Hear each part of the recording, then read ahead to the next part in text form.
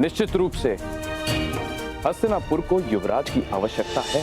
निश्चित रूप से युवराज की आवश्यकता है महाराज, किंतु चयन के लिए प्रतिस्पर्धा विकल्प नहीं। महामहिम का कथन सत्य है महाराज। इन 105 भाइयों को एक साथ मिलकर हस्तिनापुर की रक्षा करनी है। जो उत्तराधिकार के लिए एक दूसरे से लड़ बैठेंगे वो मिलकर किसी देश की रक्षा कैसे करेंगे? यह असंभव है महाराज। ये रंगभूमि 105 भाइयों के कौशल का प्रदर्शन स्थल है, उत्तराधिकारियों के मध्य। इसे युद्ध क्षेत्र मत बनाए। यदि रंगभूमि के इस आयोजन से युवराज के चयन का प्रयोजन सिद्ध होता है तो इसमें खोट क्या है आचार्य? खोट केवल इतना है गंधार नरेश कि कहीं भाइयों के बीच का खेल रक्त रंजित स्पर्धा में न बदल जाए। महामहिम भीष्म बिल्कुल ठीक कह रहे हैं। आचार्य, वो क्षत्रिय कैसा जो युद्ध से भयभीत हो जाए, और वो राजकुमार कैसा जो अपने राज्य की रक्षा के लिए घाव खाने से पीछे हट जाए?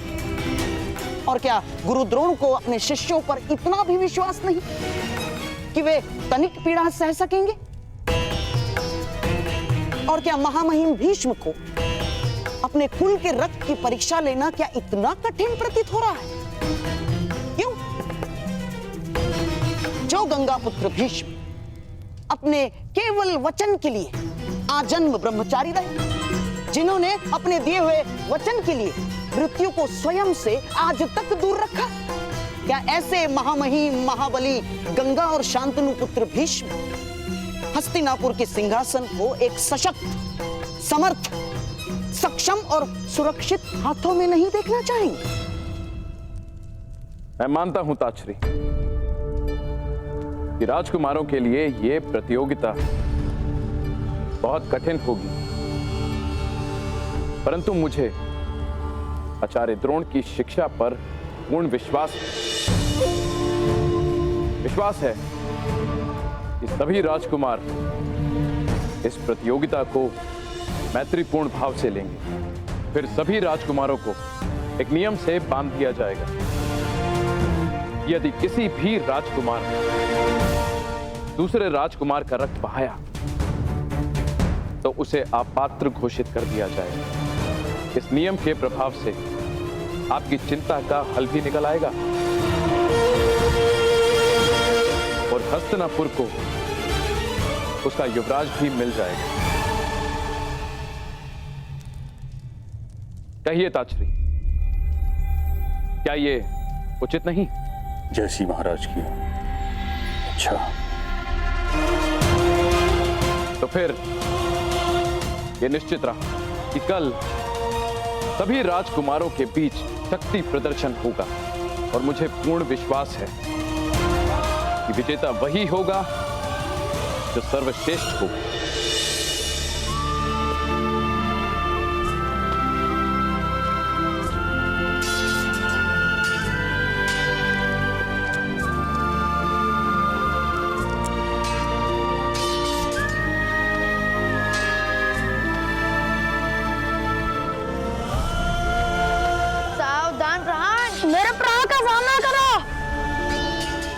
कल रंगभूमि में प्रदर्शन करोगे कौरव और पांडवों के साथ?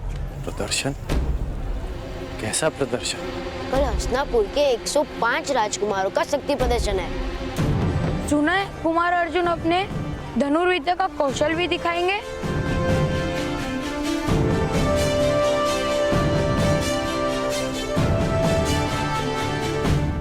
कल की प्रतियोगिता में कौन किसके साथ द्वंद्व करेगा यह निश्चय आप करेंगे। प्रतियोगिता पक्षपात रहित होनी चाहिए महामहिम। आप आचार्य द्रोण पर संदेह कर रहे हैं गंधार नरेश? नहीं महामहिम, कदापि नहीं। मैं तो केवल मानवीय निर्बलता की बात कर रहा हूं। कितना भी प्रयास कर लीजिए, घुटना पेट की ओर ही मुड़ता है और ना चाहते हुए भी एक माता अपने पुत्र के पक्ष में ही बोलती है। महामहिम।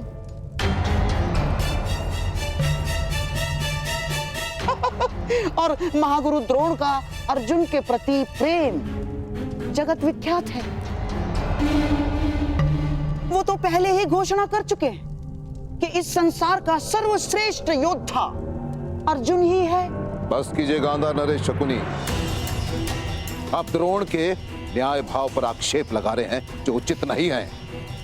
नहीं आचार्य, नहीं, मैं तो वो कह रहा हूं जो कल सारा हस्तिनापुर कहेगा। तो आप चाहते क्या हैं? मैं तो केवल महाराज को यह निवेदन करना चाहता हूं कि द्वंद्व के प्रतियोगियों का निर्णय कोई मनुष्य ना करे। तो फिर कौन करेगा शकुनी? वो जिसमें पक्षपात का भाव ना हो।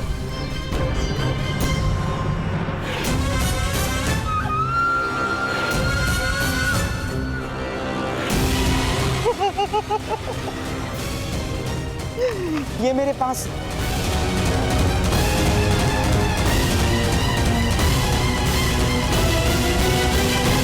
मैं भी कल रंगभूमि में जाकर कौरवों और पांडवों के बीच अपना प्रदर्शन करूंगा और ऐसे ऐसे तलवारबाजी करूंगा। मूर्ख, अज्ञानी, हमारे जैसे छोटे लोगों को दिन में स्वप्न देखने का अधिकार नहीं है। ये रंगभूमि राजपुत्रों के लिए है, तुम्हारे लिए नहीं है पुत्र। तुम लोहार के पुत्र हो, लोहार का काम करो, छोड़ो ये तलवार वलवार चलाना। अपनी निर्बलता और उस पर क्यों थोप रहे हो? हर बालक का अधिकार होता है अपना भविष्य चुनने का, अपना भाग्य स्वयं लिखने का।